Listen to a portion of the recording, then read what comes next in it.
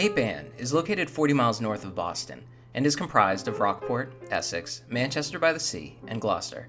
The bedrock of this island is composed almost entirely of granite, which formed over 400 million years ago and is one of the hardest substances in the world.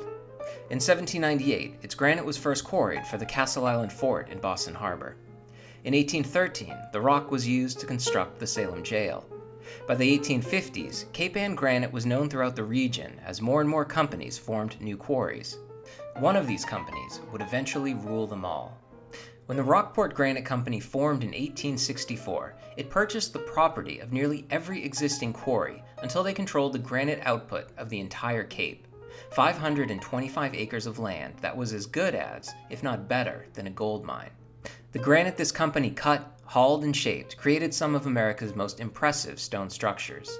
Standing 500 feet tall, the Custom House Clock Tower was Boston's first skyscraper when it was completed in 1915, and remained Boston's tallest building until the Prudential Center was built in 1964. The 16-foot-tall eagles installed on the 20th floor were so impressive that they became the company's trademark, with, quote, "the King of Rocks" as their motto. The Longfellow Bridge spans the entire length of the Charles River and connects Boston to Cambridge. The bridge is more commonly known as the Salt and Pepper Bridge due to the shape of its enormous central towers, which is comprised of 515 pieces of granite, some weighing as much as 3 tons. The prows of Viking ships are carved into the base of those 4 main piers. If you've ever visited Washington, D.C., it's hard to miss the enormous granite fountains standing in Union Station Plaza. Each bowl is 13 feet in diameter and 11 feet high, and was sculpted from a single piece of granite. Cutting a 65-ton block of granite and then shaping it to what you see now rivals the monumental engineering achievements of the ancient Egyptians. Other monumental achievements include Philadelphia City Hall, rising 540 feet above street level. The monumental United States Post Office building, unfortunately demolished in 1929. The Mellon National Bank building in Pittsburgh, Pennsylvania. The U.S. Navy Dry Dock in Norfolk, Virginia.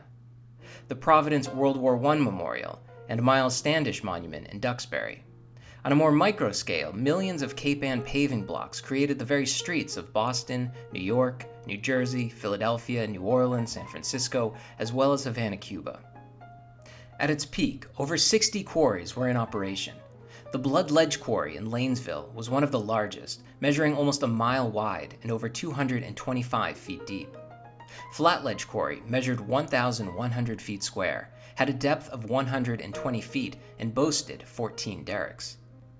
In the 1840s, granite was originally split using plugs and feathers. Small round holes were manually drilled 3 to 6 inches deep and several inches apart. Iron feathers were inserted into each hole, and then a small steel wedge or plug was placed between the 2 rounds. Hitting these sequentially with a hammer created a thin fissure reaching several times the depth of the holes, ultimately causing the rock to split cleanly in half. Pneumatic plug drills came into use in 1861, and by 1883, steam drills were capable of drilling holes 15 to 18 feet deep. These were filled with black powder, charged with a fuse to a common battery, and fired all at once, a term quarrymen called shooting the ledge. Black powder was used instead of dynamite because it loosened the stone and did not break or shatter it. After a giant block was separated, huge derricks capable of lifting 20 tons used dog hooks to haul the stone out of the quarry. Their 100-foot booms could reach any point in a circle up to 3/4 of an acre. Notice how small the man is at the base of the ball wheel. Originally, ox-drawn wagons were responsible for slowly hauling granite from the pit to the wharves. This 18-foot stone is being pulled by 15 yoke of oxen. Flat cars on inclined railways were then introduced. The cars were gravity-driven, and speeds were controlled by handbrakes. Overloaded cars frequently overturned on curves, and many blocks of granite still remain today where they fell. Once offloaded, the car was dragged back up the hill by horses. In the 1870s, railroad locomotives did all the heavy pulling. There were 5 quarry railroads on Cape Ann and 3 locomotives, Nella, the Vulcan, and the Polyphemus, named for one of the Cyclops in Greek mythology because of his bright, single headlight. Each track had a derrick at its end to load cars.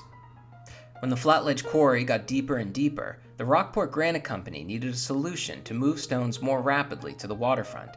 They decided to blast a tunnel right through to the wharf and erected the Great Arch Bridge in 1872. The arch took 11 weeks to build and spanned 65 feet. Trains now had a level road directly leading from the quarry to the wharf at Granite Pier. Here, stones were loaded on sloops, schooners, barges, towboats, lighters, and steamers capable of carrying 2,000 tons. For most of the 19th century, there were 5 principal harbors used for shipping stone from the various granite companies. Close access to water transportation gave the Rockport Granite Company a great advantage over inland competitors.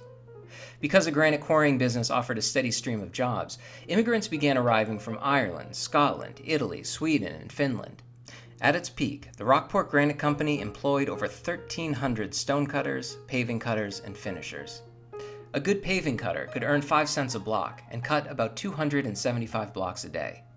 The 1840 stone house on Granite Street operated as a boarding house for the quarrymen. They paid $3.50 per week to board there, which included free washing and a noon meal. Working in the quarries was extremely dangerous. Many men were killed by flying debris during blasts or lost limbs from falling stones. Even more died from a lung disease called silicosis, caused by inhaling granite's toxic dust. After examining 20 years of death certificates of quarrymen, it is estimated that 86% of the stonecutters died from this incurable disease. Unions were formed in an attempt to improve working conditions, and there were dozens of strikes over the years. At the end of a 15-week strike in 1899, the Rockport Granite Company gave in to all their demands, but few today would call it a victory. They still had to work 6 days a week, 9 hours a day on weekdays, and 8 hours on Saturdays. The Rockport Granite Company struggled to survive in the beginning of the 20th century. Concrete was becoming more popular for architecture, asphalt and cement created smoother roads, and softer stones were being used for monuments and veneers. Fair labor demands and the crash of 1929 caused the Rockport Granite Company to dissolve in 1931. Today, if you look at an aerial view of Cape Ann, you see dozens of large lakes. These are, in fact, all the abandoned quarries of Cape Ann's once colossal granite industry, now nothing more than a memory sinking in history. If you want to read more about this subject, I highly recommend reading Cape Ann Granite by Paul St. Germain, as well as Hammers on Stone by Barbara Urkula.